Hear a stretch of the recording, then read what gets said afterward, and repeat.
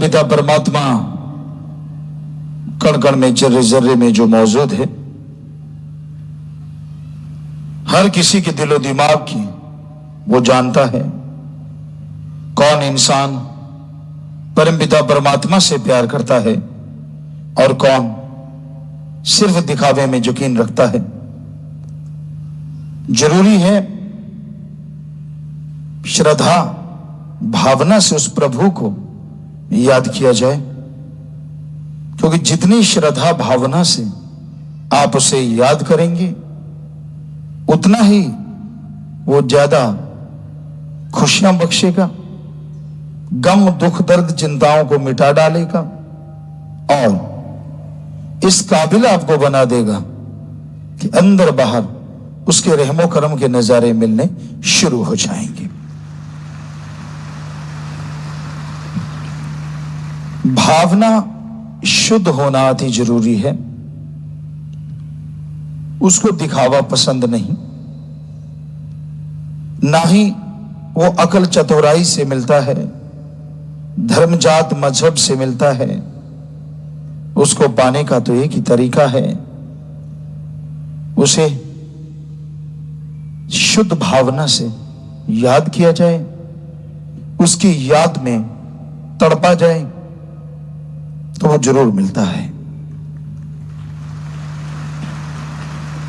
उसकी याद में तड़पने का तरीका संत पीर फकीर बताते हैं कि अगर आप परमपिता परमात्मा की याद में तड़पना चाहते हो, सबसे पहले सुमरन करो, दृढ़ यकीन वाले बनो, वचनों के पक्के रहो और कभी किसी का दिल ना दुखाओ। मालिक से मालिक को मांगते रहो, मालिक से मालिक की सृष्टि का भला मांगो। दिल में छल कपट दुई द्वेष मत रखो, डबल फेस मत बनो, दिखते कुछ और हो करते कुछ और हो, खड़े कहीं और हो करते दिखाते कुछ और हो, चल कुछ और रहा होता है। तो ऐसी भावनाएं जो लोग रखते हैं, ना उनका भला ना उनके परिवार का भला। सत्संग एक ऐसा तीर्थ होता है, साईं मस्ताना जी महाराज के वचन, परमपिता शास्त्राम जी महाराज के वचन कि ये सत्संग यहां रोजाना चलता रहता है। ये एरिया, ये क्षेत्र ऐसी जगह होता है कि यहां भक्ति की चंद बातें भी पता नहीं कितनी खुशियां दे जाएं और पूरी नियत की एक बात पता नहीं कितने गुनाहों से आपको भर दें। इसलिए आप हमेशा नेकी की बातें करें, मालिक के प्यार मोहब्बत की बातें करें, उसकी दया में रहमत की बातें करें, ताकि उसकी तमाम खुशियां आपकी झोलियों में आ जाएं। ज्यों ज्यों उसका रहमो करम आपकी झोली में आता है, वैसे वैसे आपके गम, आपके दुख, आपके दर्द, आपकी चिंताएं उड़ती चली जाती हैं। तो हमेशा अपने ध्यान को अपने सतगुरु, अपने अल्लाह वाहिगुरु गौड़ खुदा राम से जोड़ के रखो। वो किसी के किसी भी चीज का भूखा नहीं, पर उसे अगर पाना है तो अपनी भावना, अपनी श्रद्धा इस काबिल बना दो कि वो आपको मिल जाए। दिखावे ढोंग मत करो, क्योंकि ढकोसले जितने करोगे उतने दुखी रहोगे, परेशान रहोगे, चैन की नींद नहीं आएगी और पता नहीं कौन सी बीमारी क्या रूप धारण कर ले और क्या हो जाए। एक गाना सुना करते थे हम, बहुत पहले आया था। कई बार कई लेखक ऐसा लिख देते हैं जो बड़ा पक्का होता है, रब नाल ठगियां क्यों मारे बंदिया, तो दिन रात पाप च गुजारे बंदिया। वाकई आज का इंसान भगवान को तुच्छ समझता है, समझता ही कुछ नहीं। लिपापोती करो, दिखावा करो, ये कर दो वो कर दो, भगवान जी खुश। ये नहीं पता तेरे जैसे लाखों अरबों खोपड़े उसने बनाए और तू अपनी इस छोटी सी खोपड़ी से उसको छलने चला है। अपने आप को छल रहा है तू। जितनी देर चल रहा है चल रहा है, चारपाई पे लेट गया, हिलना जुलना बंद हो गया, बड़ा याद करेगा तू। ओ भगवान, मैंने गलती की, मैंने ये किया, मैंने वो किया। तब तो चारपाई पे लेट गया ना, उससे पहले तो नहीं माना। तब तो अहंकार ही अहंकार। ना जी, मैं थोड़े ही ना पता चलने देता हूं, उसको सब मालूम होता है। पर वो किसी को बुरा नहीं कहता, किसी का पर्दा नहीं उठाता। इसका मतलब ये नहीं होता कि आपने उसको बुद्धू बना दिया। इसका मतलब ये होता है कि आप अपने पांव पे खुद को लहाड़ा मार रहे हैं। इसलिए बुरे कामों से बच के रहो। कुछ नहीं पड़ा इन चीजों में, सारी दुनिया खप खप के मर गई। अगर मालिक अल्लाह वाहिगुरु की भक्ति में लगे हो तो सिर्फ भक्ति में लगे रहो।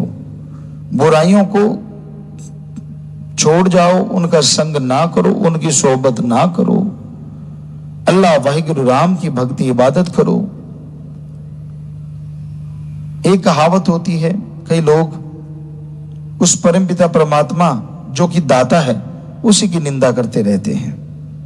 कहीं सिर जोड़ के बैठ गए, सारा सारा दिन, सारा सारा टाइम, भूल जाते हैं अपनी औकात, भूल जाते हैं अपना सब कुछ। क्या था तेरे पास, किसने दिया, किसने पहुंचाया, सब भूल जाते हैं।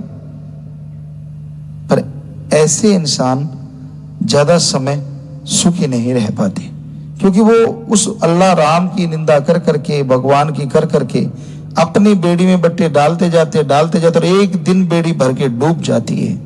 फिर कुटलाते रहते हैं, चिल्लाते रहते हैं। तो ऐसे कर्म करने वालों के लिए दाता रहबर ने भजन बनाया, कर्म करो खोटे पड़ेंगे बड़े सोटे, किसी पूछनी नहीं बात रे, कि मान जाइए मत कीजिए ऐसे कर्म, वरना उसकी बेआवाज लाठी पड़ेगी और आवाज ही आवाज रह जाएगी। तो संतों का काम समझाना होता है, बताना होता है। चतर चालाकी संतों से, फकीरों से करते हो, डबल फेस, ट्रिपल फेस, कितना कहें, कितने फेस होते हैं लोगों के। दिखते कुछ और, दिखाते कुछ और, कहते कुछ और, सोचते कुछ और, करते कुछ और। गिरगिट भी शर्मा के गायब हो गया।